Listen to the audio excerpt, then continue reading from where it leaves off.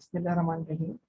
तो बेटा यहाँ से अभी हम इसको कंटिन्यू करते हैं डाइल्यूटेड वाले कॉन्सेप्ट को। तो याद रखिएगा, डाइल्यूटेड ईपीएस निकालने के लिए आपको पहले बेसिक ईपीएस निकालना पड़ेगा। डाइल्यूटेड ईपीएस एक कॉन्सेप्ट है जो कि ये दिखाना चाहता है कि अगर फ्यूचर में आपके पास नंबर ऑफ शेयर्स बढ़ जाते हैं तो फिर आपका प्रॉफिट ज्यादा शेयर्स में बटेगा। ज्यादा शेयर में बटेगा तो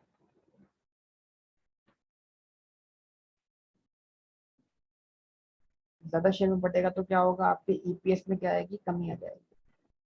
इसकी मिसाल ये है कि आपके पास एक पेप्सी की 1.5 लीटर बॉटल है जिससे आप बमुश्किल 4 से 5 गिलास मेहमानों को सर्व कर सकते हैं।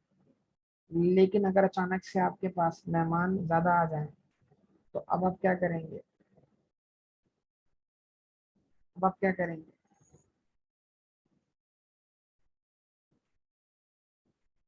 बॉटल वही है आपके पास,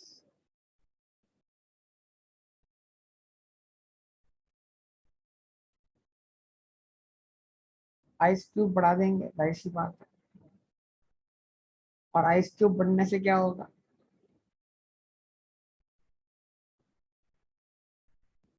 जो मटेरियल है वो डाइल्यूट हो जाएगा, मतलब पानी मिला देंगे।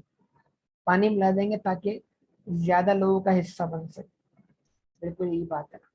तो ऐसा ही कॉन्सेप्ट कुछ आता है यहाँ पर ईपीएस। अच्छा, diluted EPS is a future picture of EPS.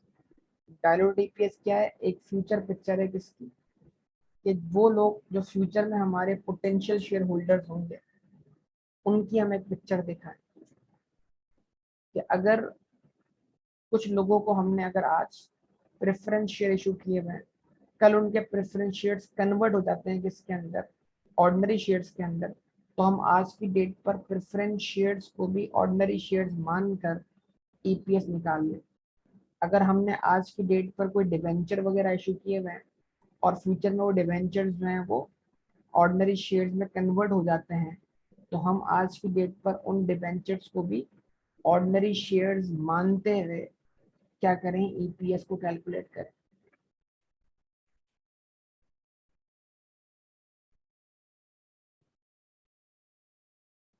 ठीक है जी, क्या ये बात आपको समझ में आती है?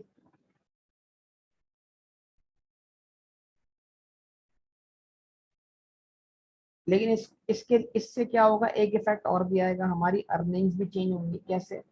कि अगर हम आज के लायबिलिटी होल्डर्स को, जो कि फ्यूचर के शेयर होल्डर्स हैं, आज ही शेयर होल्डर मानते हैं तो क्या होगा, उनको जो हमने इंटरेस्ट पे किया है, अगर वो हमारे शेयर होल्डर हैं तो फिर वो इंटरेस्ट हमारा इंटरेस्ट नहीं है ना, वो तो डिविडेंड है। और डिविडेंड का फिर प्रॉफिट लॉस अकाउंट से कोई ताल्लुक नहीं बनेगा। तो इस तरह हमें अपनी अर्निंग्स को भी क्या करना पड़ जाएगा, एडजस्ट करना पड़ जाएगा।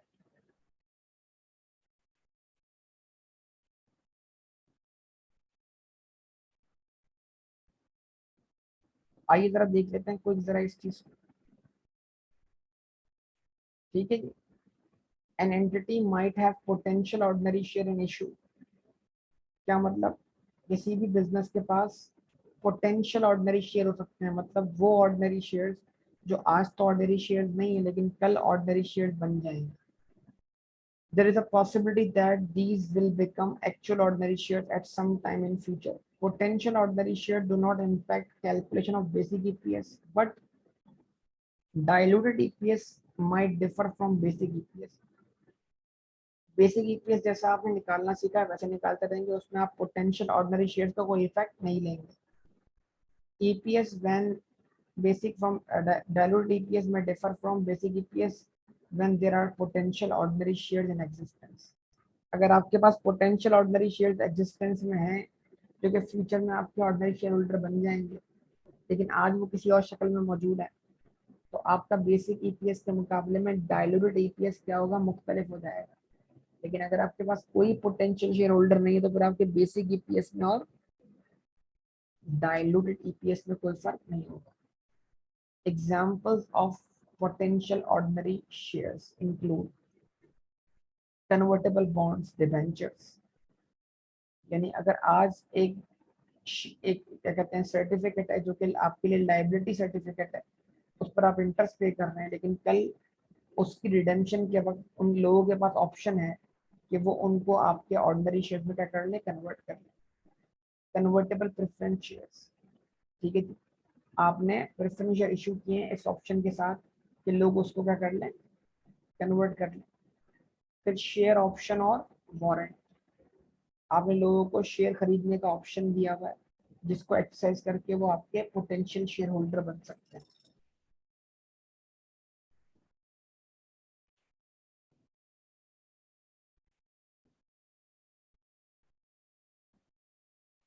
ठीक है, लिखा option warrants and their equivalents are financial instruments that gives the holder the right to purchase an ordinary shares.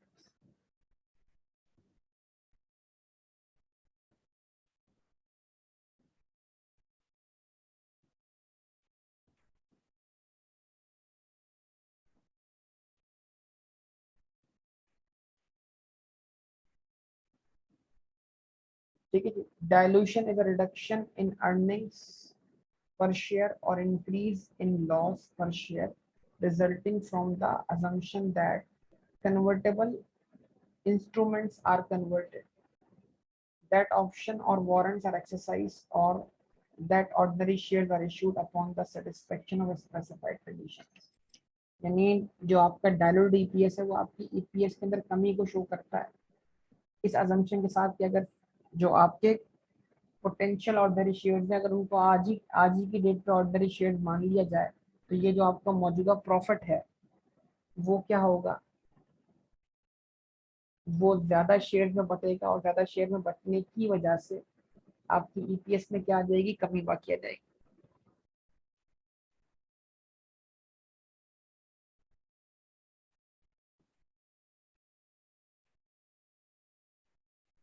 For the purpose of calculating diluted EPS, an entity shall adjust profit or loss attributable to ordinary shareholders and the weighted average number of shares outstanding for the effects of all dilutive potential ordinary shares. Not all potential ordinary shares are dilutive though and may be anti-dilutive।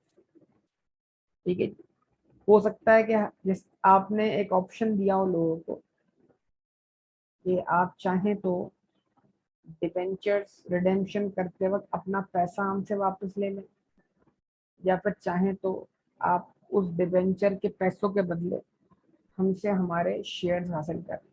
मतलब लोगों के पास ये option होगा, right होगा कि चाहें तो वो क्या करें, आपके डिबेंचर्स को रिडेम्पशन करते वक्त, रिडीम करते वक्त आपसे पैसे ले लें, या चाहें तो आप क्या कर लें, आप आपके ही ऑर्डिनरी शेयर्स क्या कर लें, एक्वायर कर लें, यानी इन डिबेंचर्स को ऑर्डिनरी शेयर्स में कन्वर्ट करवा दें।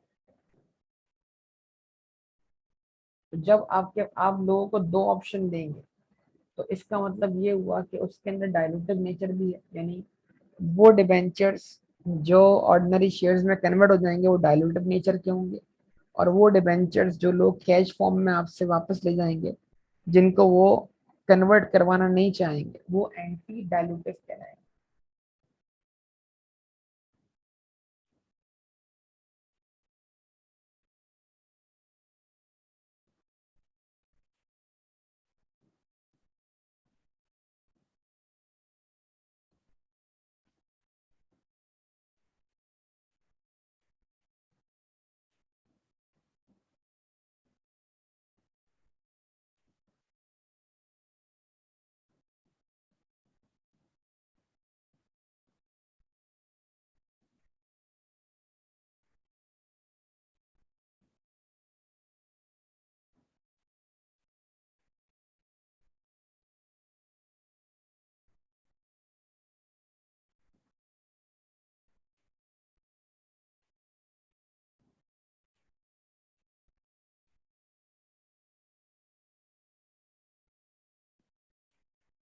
इसकी एग्जाम्पल से क्या करते हैं, कवर करते हैं।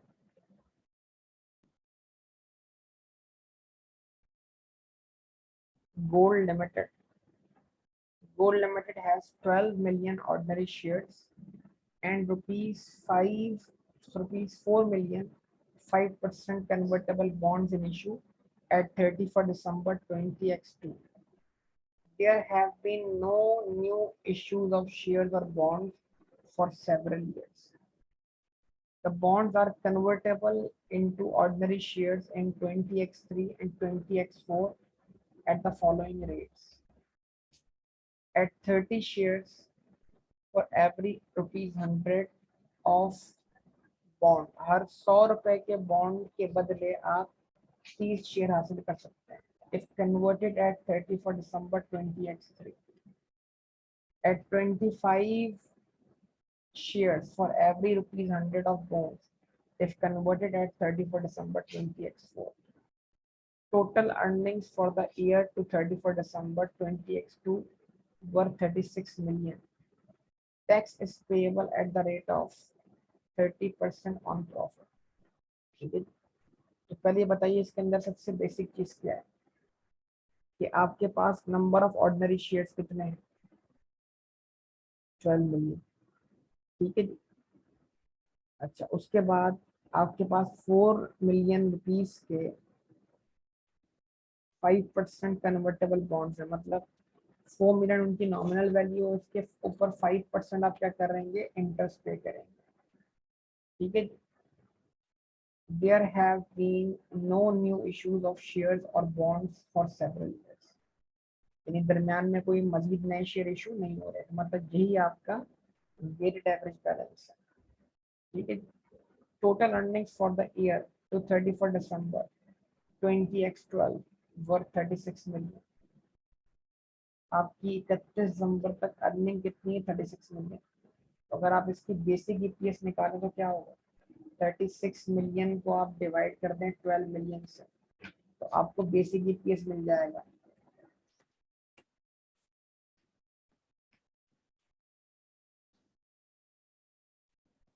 यस और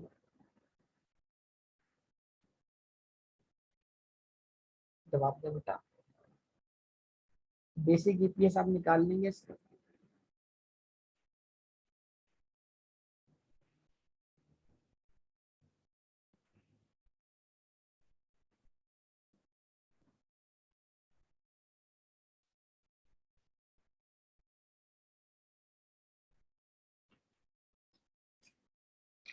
क्या कहते हैं आप लोग भी जवाब दीजिएगा.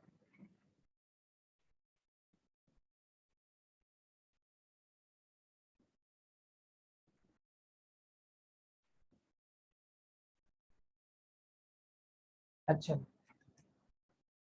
अब आप सोचें थोड़ा सा इस तरीके से. आपने इस 4 मिलियन रुपीस के ऊपर 5% इंटरेस्ट पे किया है. सबसे पहले आप निकालें 4 मिलियन का 5% कितना बनता है.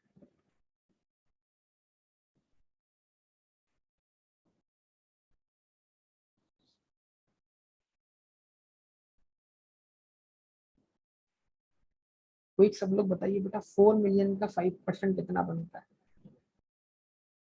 प्लीज एवरीवन पार्टिसिपेट बेटा. 2 लाख रुपए.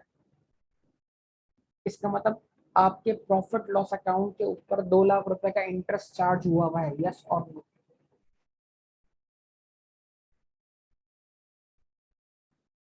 आपके प्रॉफिट लॉस अकाउंट के ऊपर 2 लाख रुपए का इंटरेस्ट चार्ज हुआ है.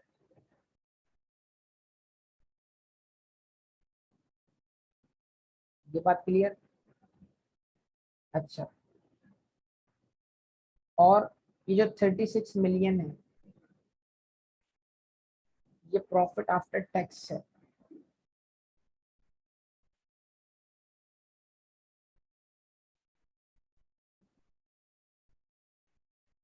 ये बात भी समझ में आती है सबको?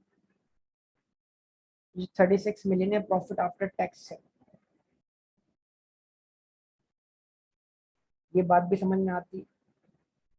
और इंटरेस्ट एक्सपेंस जो है वो प्रॉफिट बिफोर टैक्स से पहले चार्ज होता है.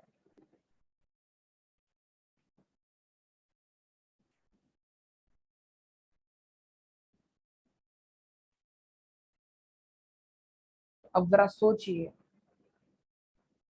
अब जरा सोचिए, अगर अगर हम आज की डेट पर, प्लीज, अगर हम आज की डेट पर इस 4 मिलियन के कन्वर्टेबल कन्वर्टेबल बॉन्ड्स को, यानी डिबेंचर्स को, अगर आज की डेट पे हम ऑर्डिनरी शेयर्स मान लेते हैं, तो फिर ये 2 लाख का इंटरेस्ट हमारा इंटरेस्ट एक्सपेंस नहीं होता, तो हमारा प्रॉफिट 2 लाख से क्या होता है, ज्यादा होता है। तो ये बात आपको समझ में आती है? अगर ये अमाउंट लोन ना होता, बल्कि ये भी ऑर्डिनरी शेयर होता, तो फिर ये 5% जो इसकी कॉस्ट है, ये हमारा इंटरेस्ट एक्सपेंस नहीं होता, बल्कि ये भी हमारा डिविडेंड होता। और अगर डिविडेंड होता तो ये प्रॉफिट लॉस अकाउंट में चार्ज नहीं होता, तो 2 लाख रुपए हमारा प्रॉफिट लॉस में एक्सपेंस नहीं बना होता। और अगर 2 लाख रुपए हमारा प्रॉफिट लॉस अकाउंट में एक्सपेंस नहीं बना होता, तो हमारा प्रॉफिट 2 लाख से क्या होता, ज्यादा होता। बताइए बेटा, ये बात समझ में आती है? तो जब हमारा प्रॉफिट 2 लाख से ज्यादा होता, तो उस 2 लाख पर हमें टैक्स भी देना पड़ता। जरा सब लोग 2 लाख का 30% निकाल लीजिए।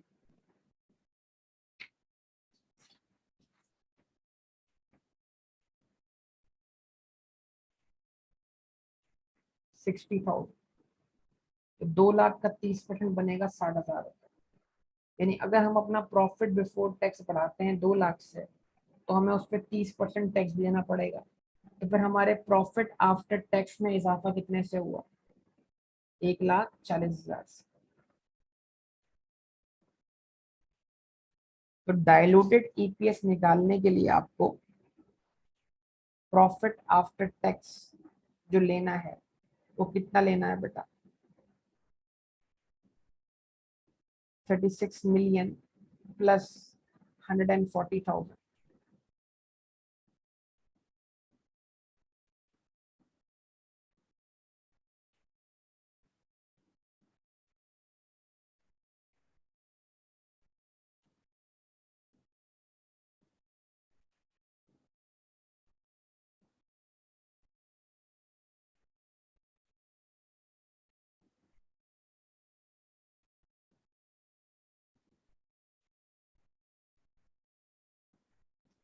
ठीक बेटा।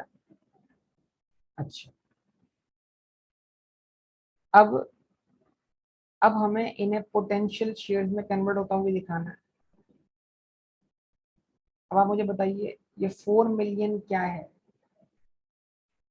4 मिलियन नॉमिनल वैल्यू है किसकी, बॉन्ड की। तो नंबर ऑफ बॉन्ड्स कितने हैं, ये मालूम करने के लिए मुझे 100 से इसको डिवाइड करना है। 4 मिलियन को अगर मैं डिवाइड बाय 100 करूँ, मुझे नंबर ऑफ बॉन्ड मिल जाएंगे।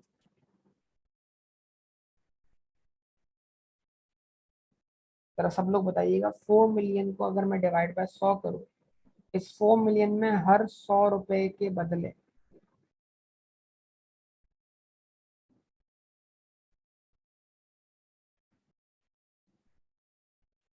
40,000 बॉन्ड मिलेगा। इसका मतलब 40,000 बॉन्ड में हर एक बॉन्ड के बदले मैं 30 शेयर इशू करने के लिए क्या हूँ, तैयार हूँ।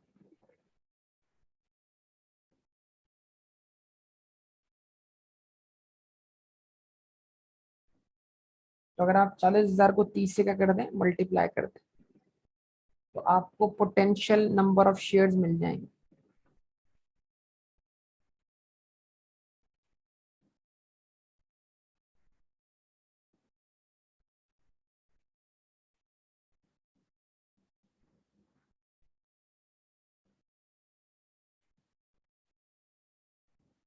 चलिए आइए जरा मैं इसको, आपको ये मैंने सारी बातें आपसे कर ली, मैं आपको उसको जरा सॉल्व करके दिखाता हूँ।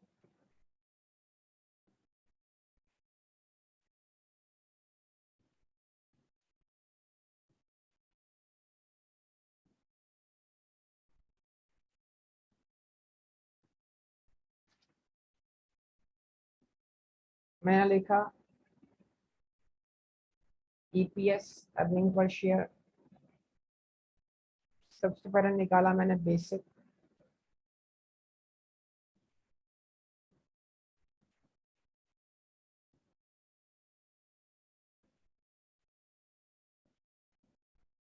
2012 के बेसिक ईपीएस कितना आया भाई आपके पास? आपका प्रॉफिट था 36 मिलियन, डिवाइड कर दिया आपने किससे? 12 मिलियन ऑर्डिनरी शेयर्स।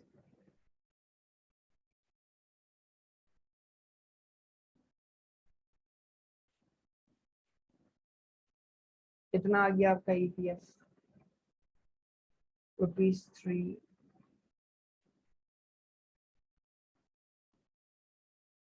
पर शेयर। फिर आपने निकाला डाइल्यूटेड ईपीएस।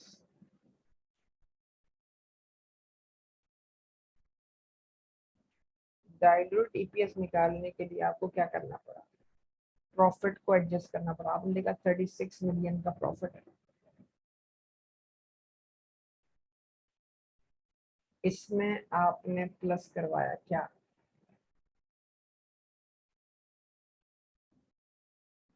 1,40,000। अब 1,40,000 कैसे आ रहा है इसकी आप दिखा दें वर्किंग। ठीक है, डिवाइड कर दें किससे? 12 मिलियन से, प्लस जो आपने आंसर मुझे बताया था अभी 1.2 मिलियन, यानी 1,200,000 पोटेंशियल ऑर्डिनरी शेयर्स।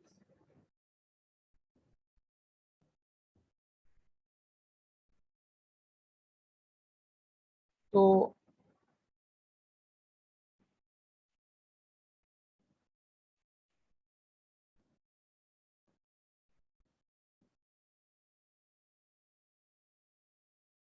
वर्किंग कर लिया आपने।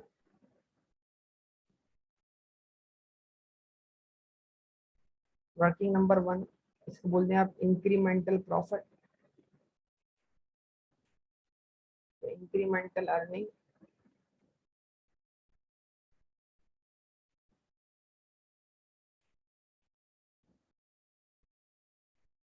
वो आप कैसे निकालेंगे? आपके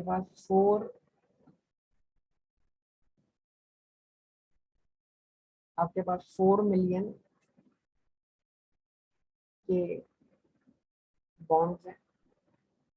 जब आप 4 मिलियन का निकालते हैं 5%, तो आपको 2 लाख रुपए का इंटरेस्ट मिल जाता है।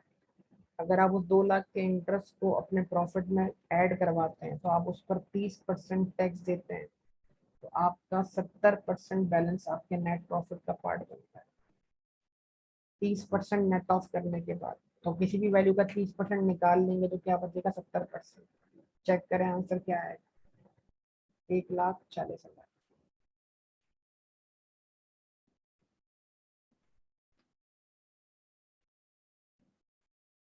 भाई जवाब दीजिए।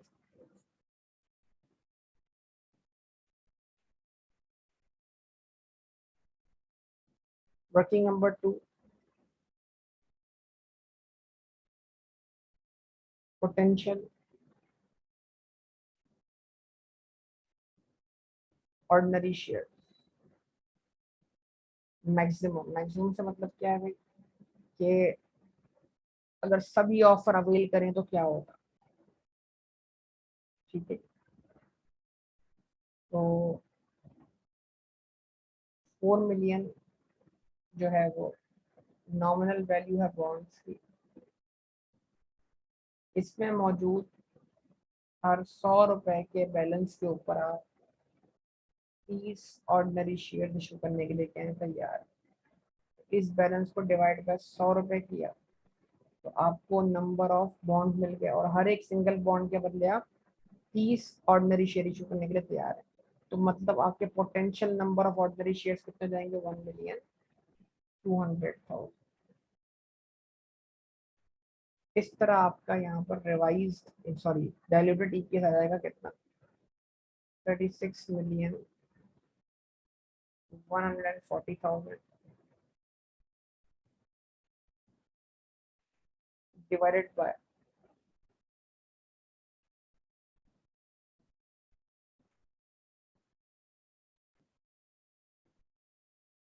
13,200,000। बताइए क्या आंसर आता है?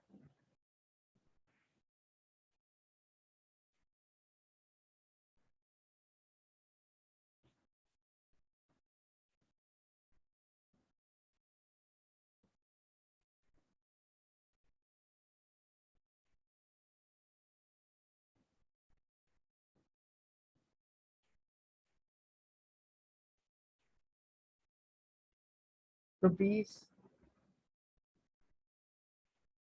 2.74 पर शेयर।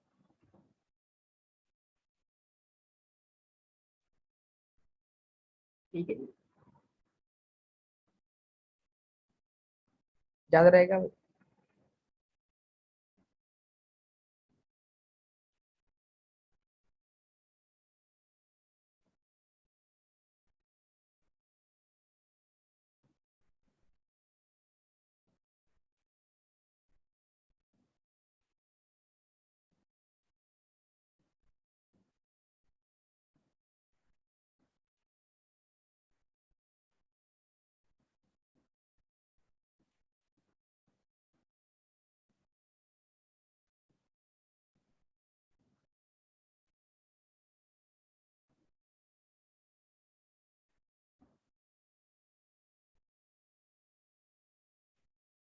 इस सवाल को देखिए आप। Silver limited SL has 10 million ordinary shares in issue on 1st January 2025. There has been no new issue of shares for several years. However, the company issued 2 million of convertible 6% convertible preference shares on 1st April 2025. These are convertible into ordinary shares at the following rates. On 31st March 20x8 for every rupees 100, 25 shares for every rupees 100 preference shares. On 31st March, 20 shares for every 100 of convertible preference shares. In the financial year to 31st December 20x5, total earnings were 40,870,000. Tax is at the rate of 30%. However, preference dividend is not deductible for tax purposes. ठीक है, अब चूंकि preference share है, ये आपके लिए liability नहीं है, तो इनका इम्पैक्ट जो गया होगा वो प्रॉफिट लॉस अकाउंट में चार्ज नहीं होगा, लेकिन आपने बेसिक EPS कैलकुलेट करते वक्त प्रेफरेंस शेयर प्रेफरेंस डिविडेंड को क्या किया होगा, माइनस किया होगा, अगर आपको याद हो।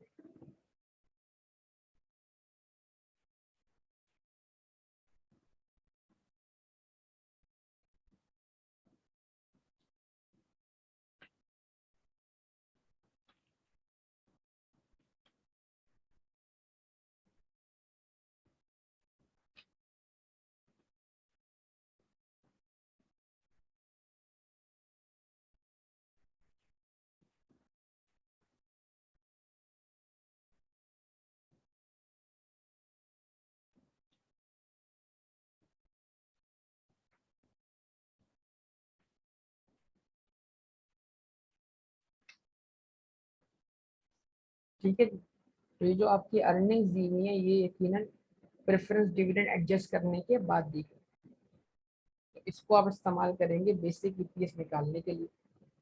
तो अगर ये बैलेंस प्रेफरेंस डिविडेंड एडजस्ट करने के बाद वाला बैलेंस है, तो आप प्रेफरेंस डिविडेंड्स में एड बैक करवा देंगे डायल्यूट EPS निकालने के लिए।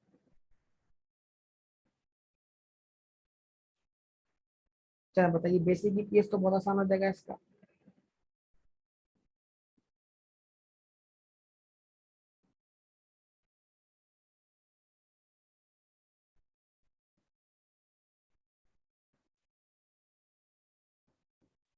अगर लफ्ज प्रॉफिट आफ्टर टैक्स इस्तेमाल हुआ होता तो फिर मैं इसमें से प्रेफरेंस डिविडेंड माइनस करता, लेकिन यहाँ पे लफ्ज इस्तेमाल हुआ अर्निंग्स, और अर्निंग लफ्ज को IAS 33 ने खुद डिफाइन किया है।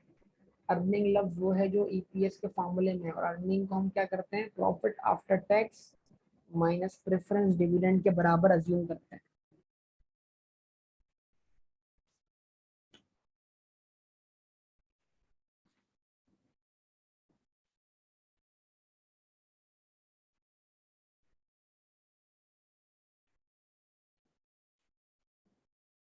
40,870,000 डिवाइड कर दिया आपने किससे, 10 मिलियन ऑर्डिनरी शेयर्स। बताइए आपका बेसिक EPS क्या आया।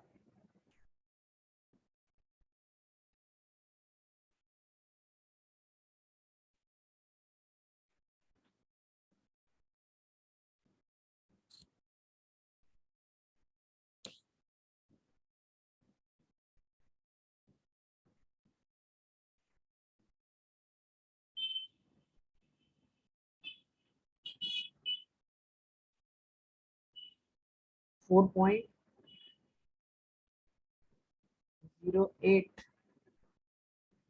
8 के बाद 7 है तो राउंड कर लें इसको, 4.09 पर शेयर।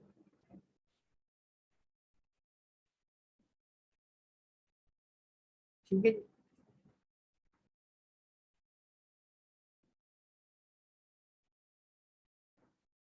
उसके बाद अब निकालना है डाइल्यूटेड।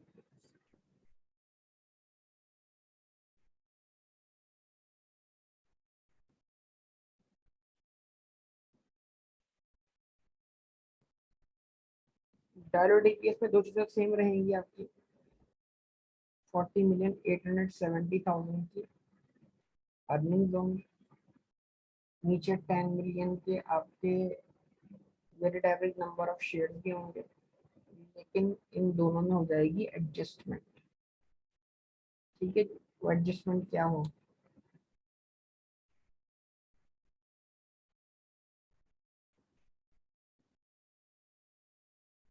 आपने 1 अप्रैल को ये इशू किए ₹2 मिलियन कन्वर्टेबल बॉन्ड्स। ठीक है, तो इंक्रीमेंटल अर्निंग्स निकालने हैं।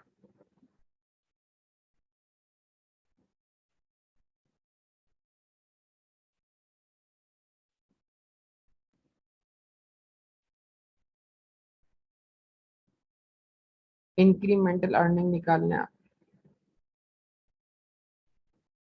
2 मिलियन,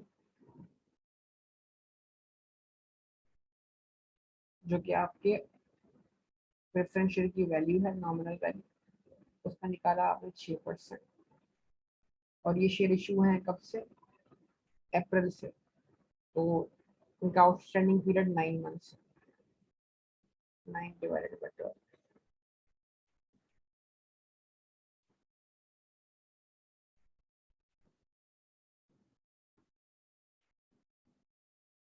यानी इनको भी हम वेटेड एवरेज के तौर पर काउंट करेंगे। यानी इस 2 मिलियन के बैलेंस को अगर हम 9 ÷ 12 करें तो हम इसका एक तरीके से वेटेड एवरेज बैलेंस निकाल रहे हैं।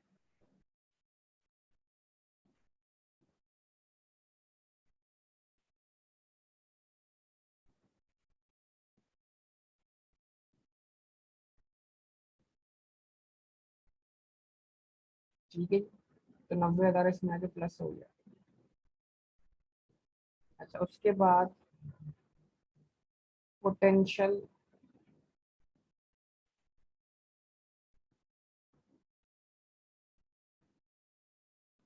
ऑर्डिनरी शेयर,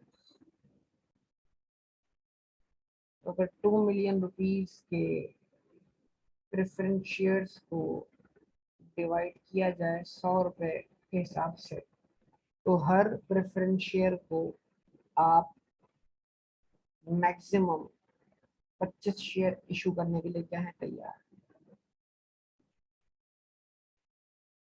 तो बताइए कितने नंबर ऑफ शेयर्स बने, कितने नंबर ऑफ शेयर्स बने, 500 लेकिन अगर ये शेयर अप्रैल की डेट पे इशू माने जाएंगे तो इनका बैलेंस भी वेटेड एवरेज कंसीडर करना पड़ेगा, यानी इस बैलेंस को भी आपको मल्टीप्लाई बाय 9 ÷ 12 करना पड़ेगा। ये कोई भी नए शेयर अगर अप्रैल से इशू माने जाएं तो वो रिसोर्सेज आपके पास अप्रैल से अवेलेबल हुए, तो अगर वाकई इन शेयर्स को वेटेड एवरेज मतलब इन शेयर्स को इशूड शेयर माना जाए तो ये इशू किस डेट पे हुए हैं, अप्रैल से। तो अगर ये वाकई इशूड शेयर होते तो हम क्या करते हैं, इनको भी वेटेड एवरेज में काउंट करते हैं। तो इस बैलेंस को हम 5 लाख नहीं बल्कि 3,75,000 के तौर पर काउंट करेंगे। तो 3,75,000 आप डिनोमिनेटर में काउंट कर लें।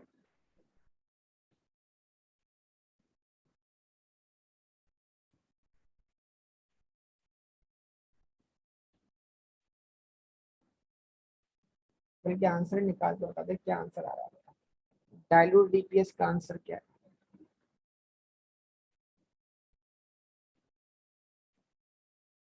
3.94%।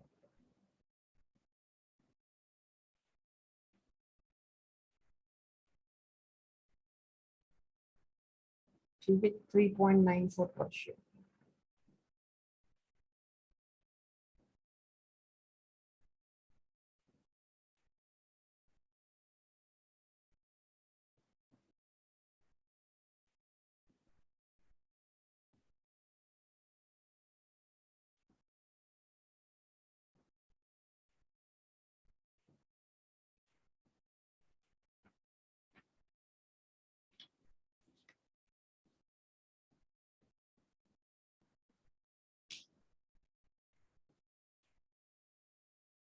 ठीक है बेटा, सबने निकाल लिया इस चीज को। इसका मतलब ये हुआ कि आपने पिछले स्टेज में जो बेसिक ईपीएस कैलकुलेट करना सीखा है वो तो एडरेस रहेगा। बेसिक ईपीएस की कैलकुलेशन में बोनस इश्यू सब कुछ आपके सामने आ चुका है, वो एडरेस रहेगा। बाकी जो तब्दीली आ रही है वो यहाँ बस इसके अंदर आ रही है।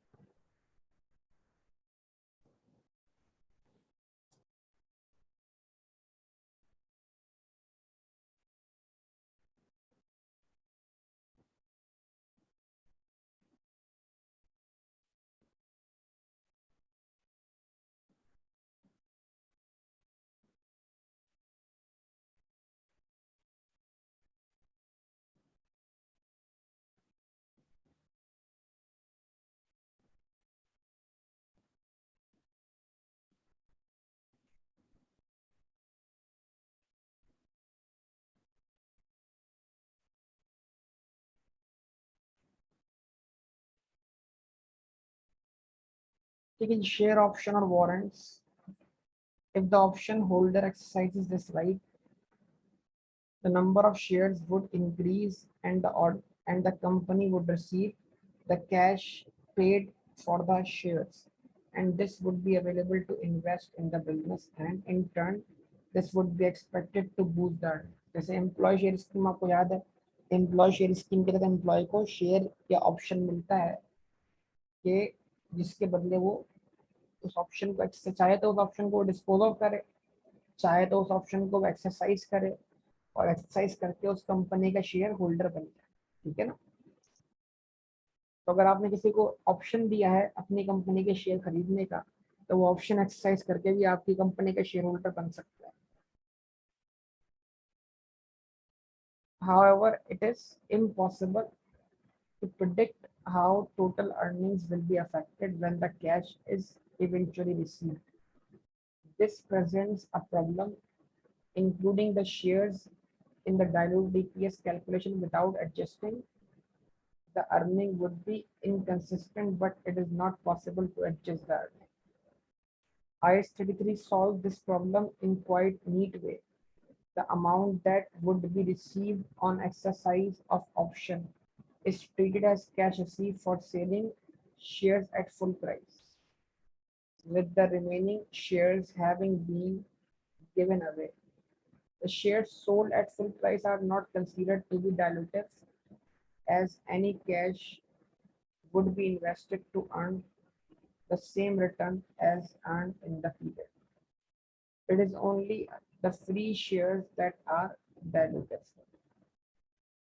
अब आप ये बात जानते हैं अच्छी तरीके से कि ऑप्शन जो है वो एक्सरसाइज आप कर सकते हैं मार्केट प्राइस से कम वैल्यू पर।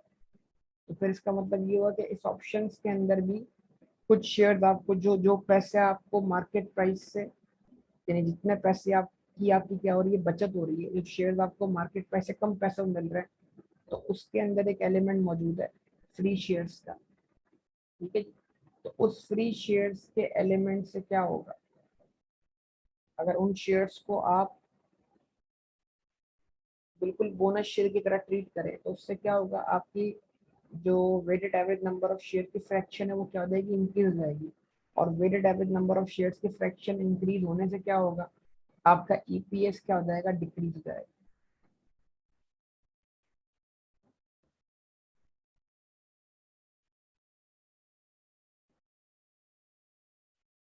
इस सवाल को समझते हैं, देखते हैं। Bronze limited had total earnings during 20x3 of rupees 25 million. Bronze limited ने टोटल कितनी अर्निंग की है, 25 मिलियन की। It has 5 million ordinary shares in issue. There are outstanding share option of on 400,000 shares, which can be exercised at a future date at an exercise price of 25 per share.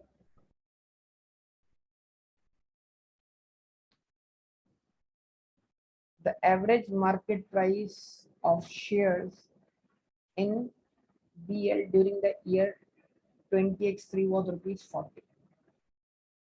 Calculate the basic EPS and diluted EPS for the year ended 31st December 20x3. तो भाई basic EPS आपको मिल जाएगी कैसे, सब लोग जवाब दे भाई। 25 million आपका अर्निंग है, उसको डिवाइड करते हैं 5 मिलियन ऑर्डिनरी शेयर से।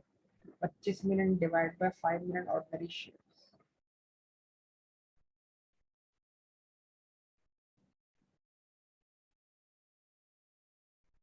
5 पर शेयर आंसर आ जाएगा बेटा।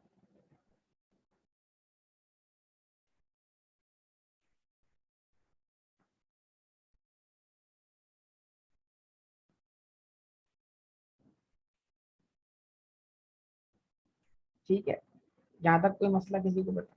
बेसिक का तो मसला ही नहीं है, इसके तो सारा का सारा ऑप्शन का मसला है सारा, और कोई मसला नहीं।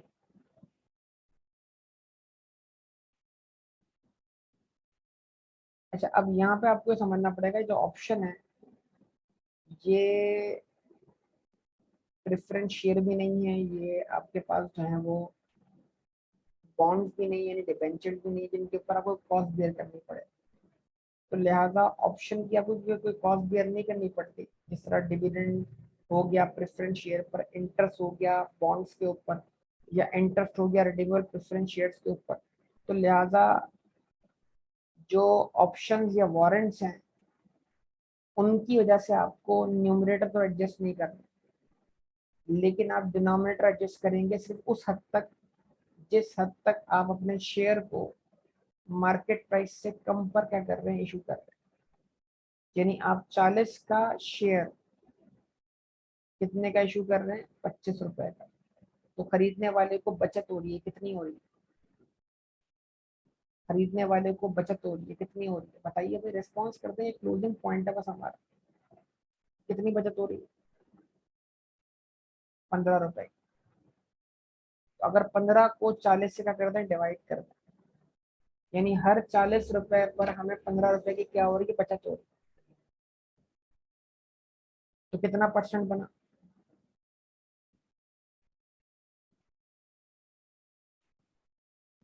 तो इसका मतलब ये हुआ कि जो ऑप्शंस के अंदर हमें नंबर ऑफ शेयर्स मिल रहे हैं, उसमें हमें 37.5% नंबर ऑफ शेयर्स, यानी कि 1.5 lakh share free of cost मिल रहा है।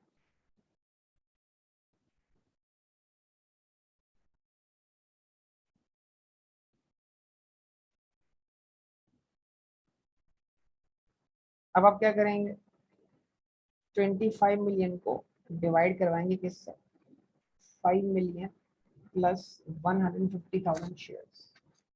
ठीक है, याद रखिएगा बोनस शेयर नहीं है। बोनस शेयर होने के लिए तो पहले शेयर होल्डर होना जरूरी है। ये ऑप्शन है, और ऑप्शन एम्प्लॉय शेयर स्कीम वाला भी हो सकता है, जिसके तहत आपको कंपनी का शेयर खरीदने का क्या मिल रहा है, राइट मिल रहा है। उस ऑप्शन को आप चाहें तो एक्सरसाइज करें, चाहे तो आप किसी को बेच दें।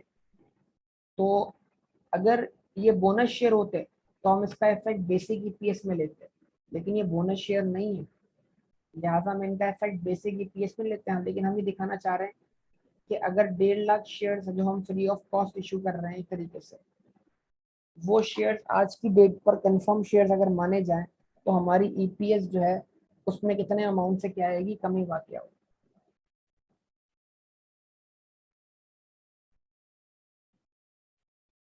तो फिर बोल दूं, ऑप्शंस के अंदर फ्री शेयर्स जो है वो बोनस शेयर नहीं है। अगर बोनस शेयर होते तो उसका इफेक्ट बेसिक ईपीएस पे ही पड़ता। बोनस शेयर होने के लिए पहले से शेयर होल्डर होना जरूरी है। ठीक है जी, तो गलती मत कीजिएगा बराए मेहरबानी। जब आप 25 मिलियन को डिवाइड करेंगे 5,150,000 से, तब आपका डायलूट डीपीएस क्या आएगा, 4.85%। इसका मतलब बेसिक ईपीएस के अंदर मैक्सिमम चीजें मैंने आपको करवा दी, वो एज इट इज कवर होंगी। और यहाँ पर बेसिक ईपीएस वाला वेटेड एवरेज बैलेंस आ जाएगा, उसमें अब शेयर्स की जितनी भी एडजस्टमेंट आपने डायलूट ईपीएस के लिए सीखी है वो ऐड हो जाएंगी, ऊपर प्रॉफिट की एडजस्टमेंट आ जाएंगी। दोनों को आपस में डिवाइड करके डायलूटेड ईपीएस में निकाल लिया जाएगा। ठीक है बेटा, तो अब इसको देख लें। अब आप एक सिंपल इतना काम कर लें अभी, ताकि आप इसके रिदम में आ जाए, प्रैक्टिस में इसके जितने भी एमसीक्यूज है ना वो आप सॉल्व कर लें इस चैप्टर में। डायलूट ईपीएस भी होगा, उसमें बेसिक ईपीएस भी होगा।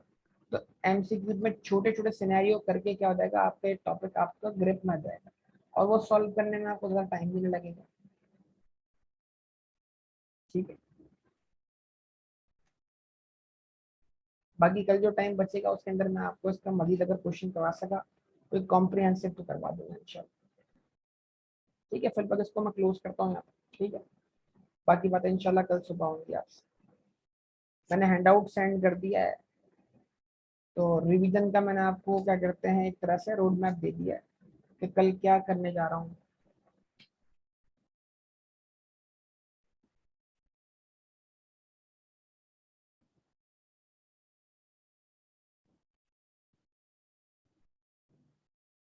ठीक है बेटा, ओके, अल्लाह हाफिज।